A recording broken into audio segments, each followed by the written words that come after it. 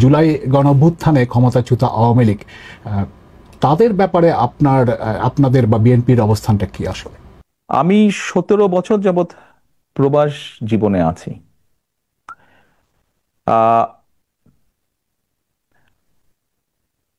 111-এর তথাকথিত 111 সরকারের সময় যেই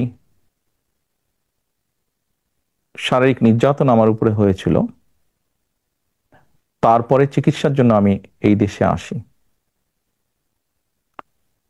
আমি যখন এখানে আসি, আমার ভাইকে আমি রেখে এসেছিলাম, ছোট ভাইকে।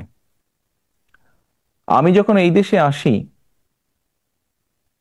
আমার সুস্থ মাকে আমি রেখে এসেছিলাম। একটি ঘর রেখে এসেছিলাম, যেই ঘরে আমি এবং আমার ছোট ভাই বড় হয়েছি, যেই ঘরে আমার বাবার স্মৃতি ছিল, যেই ঘরে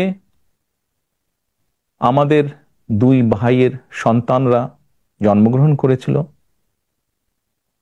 যেই ঘরে আমার মায়ের বহু স্মৃতি ছিল,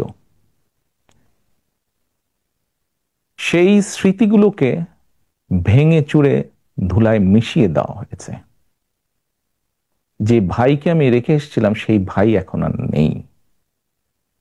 যেই সুস্থ মাকে রেখে এসেছিলাম, সেই সুস্থ মা এখন সুস্থ নেই।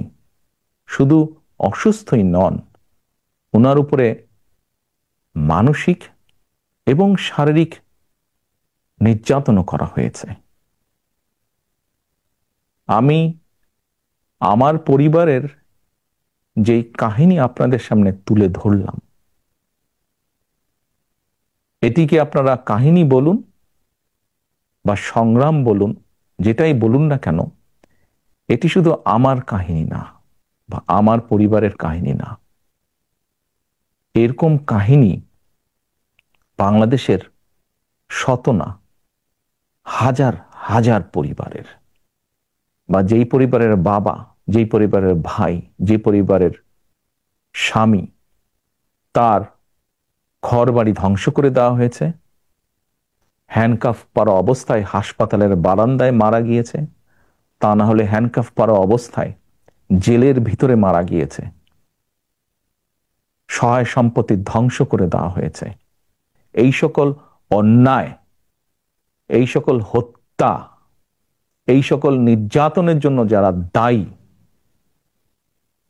যারা এসবের হুকুম দিয়েছে, তাদের প্রত্যেকের বিচার হতে হবে। এটি প্রতিশোধের কোনো বিষয় নয়, এটি ন্যায়ের কথা, এটি আইনের কথা।